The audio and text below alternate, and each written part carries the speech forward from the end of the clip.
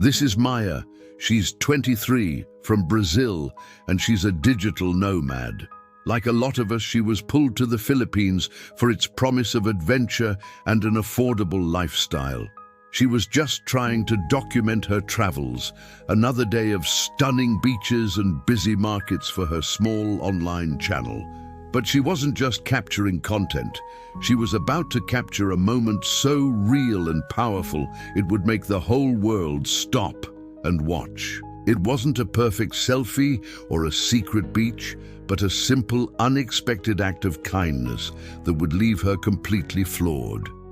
This is the story of how one totally normal day in the Philippines turned into an incredible testament to the human spirit, and why Maya's raw emotional reaction is the reason her trip went viral. I can't even process what just happened. I'm literally still shaking. I thought I was just filming another travel vlog, another day.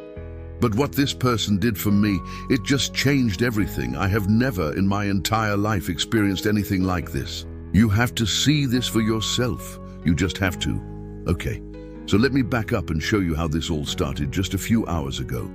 I'm on the island of Siargao, and it has been an absolute dream. As a digital nomad, you're always hunting for that sweet spot between good Wi-Fi and actual paradise, and the Philippines is it.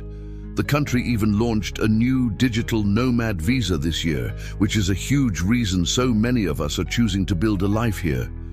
But honestly, it's so much more than the scenery, it's a feeling you get here. My plan for the day was simple: just go explore.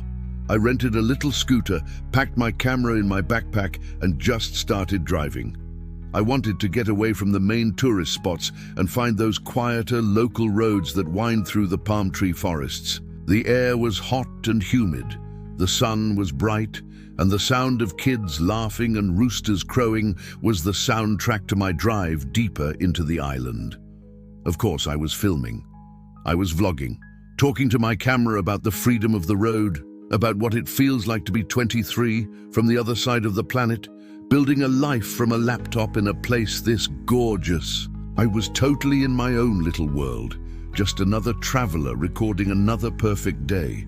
I had absolutely no idea my perfect day was about to completely fall apart, only to be put back together in a way I could never have seen coming. It happened so fast. A loud pop, a scary wobble, and then that awful lurching feeling as the back tire went totally flat. I pulled over to the side of a dusty road, and my heart just sank. I was miles from the main town, no houses around, just endless green fields. And of course, my phone had zero signal. For the first time on this whole trip, I felt a real surge of panic. I travel solo. I've always been proud of being independent and figuring things out on my own. But standing there, staring at that useless tire, I just felt helpless. The sun was beating down, I was stranded, and I started pushing the heavy scooter, just hoping I'd eventually find someone, anyone, who could help. That's when I saw him. An older man, probably in his 60s, walking toward me from a small dirt path I hadn't even noticed. He was carrying a big bundle of wood on his shoulder. My first thought, and I'm a little ashamed of this, was apprehension. I'm a young woman, alone on a remote road, and you're just conditioned to be wary. He stopped a few feet from me, his face weathered but kind. He looked at my flat tire, then at my stressed-out face, and this gentle smile spread across his face. He said something in a language I didn't understand, then pointed at the scooter, pointed down the road, and shook his head like, "Don't you try to push that." He set down his wood, walked over, and before I could say a word, he took the handlebars from me. He gestured for me to wait, then started the slow, hard work of pushing my scooter down the road himself. I was just stunned. I tried to protest, telling him I could do it, but he just shook his head again, smiled, and insisted. I didn't know it yet, but this was my first real lesson in Filipino hospitality. I walked beside him as he pushed, my camera still dangling from my wrist. I felt like I had to record this, not for the vlog, but because I knew something really important was happening. We walked in silence for what felt like forever, the only sounds being the scrape of the flat tire and the man's steady breathing. After about 15 minutes in the hot sun, we arrived at a small, humble-looking house made of wood and tin. A woman and two little kids came out to see what was going on. The man, whose name I learned was Mang Rey, explained what happened in their local dialect. What happened next left me speechless. Without a moment's hesitation, Mang Rey and his son, who came from around the back of the house, flipped my scooter over. They didn't have some fancy toolkit.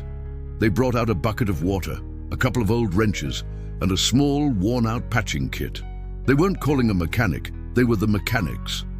His wife, Althea, led me to a small wooden bench in the shade and handed me a big glass of water, then a plate of fresh-cut mango. The kids just stared at me with these big, curious eyes, breaking into shy giggles every so often. I wasn't a problem to them. I was a guest. For the next hour, I just watched as Mang Rey and his son worked on my tire.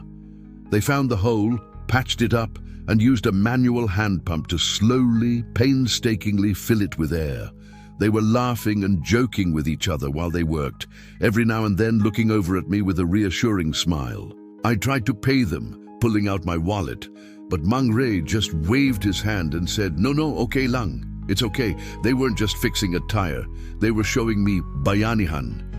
It's a Filipino word that basically means community unity, helping others without expecting anything in return.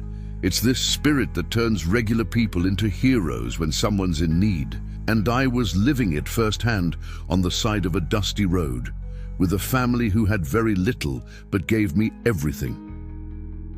When the tire was finally fixed and ready to go, a wave of emotion just hit me so hard I could barely stand. It wasn't just relief. It was this overwhelming sense of gratitude and just disbelief. This family, who had their own things to do, their own lives, just stopped everything to help a total stranger. They gave me their time, their effort, their food, and asked for nothing. I turned my camera on, not even really thinking. My face was streaked with sweat and dirt, and my eyes just filled with tears. Voice trembling. I don't have the words, I started, my voice cracking. This family, they didn't know me. I was just a stranger stuck with a flat tire. And they brought me to their home. They fixed my scooter. They gave me food. And they would not take any money. They just kept smiling. The tears just started streaming down my face. Back home, you call a service. You pay for help. It's a transaction. But this wasn't a transaction. This was just human, pure kindness. I've traveled to so many places and I've met so many people, but this is different. I glanced over at Mang Rey and his family. They were watching me, looking concerned, not totally understanding my words, but feeling the emotion. I just shook my head, totally overwhelmed. How can people be this good? How? That was the moment. The real, unfiltered breakdown that millions would end up seeing. The moment I realized that travel isn't about the places you go, it's about the people who see you when you need to be seen. After I finally pulled myself together, I tried one more time to give them money. I tucked it into the son's hand, but Mang Rey gently took my hand, folded my own fingers back over the cash, and pushed it back to me with a smile that was both kind and final. The only thing they would accept was a photo, a simple picture of all of us together, smiling next to my now fixed scooter. That was their souvenir. A shared memory was my payment. As I drove away, I had to pull over again after a few minutes because I was crying again. But this time, they were happy tears. That experience was more beautiful than any sunset I've ever seen, more breathtaking than any beach. It was healing. It reminded me that in a world that can feel so transactional and disconnected, real human goodness is alive and well, and it thrives in places like this. This story isn't really just my story. It's the story of the Philippines. It's the story of a culture built on hospitality and malasakit, a deep, genuine compassion for others. It's in the way a stranger helps you on the street, the way a family invites you to their dinner table, and the way they'll fix your scooter and ask for nothing but a smile. My video went viral, not because of me, but because it showed a universal truth. It showed the world something Filipinos have always known. The greatest wealth you have isn't what you own, it's what you're willing to give. That spirit of bayanihan is something the whole world could use a little more of right now. So, I want to ask you, when was the last time someone's kindness just completely blew you away? Share your story in the comments. Let's fill this space with reminders of the good that's all around us. I came to the Philippines looking for good internet and pretty views, but I'm leaving with something way more valuable. I'm leaving with my faith in humanity restored. That day, I may have lost a tire, but I found a piece of my heart, and I will never, ever forget the family on a dusty road in Siargao who taught me that kindness is a language we all understand. Thanks for watching, and as they say here, ingat, take care.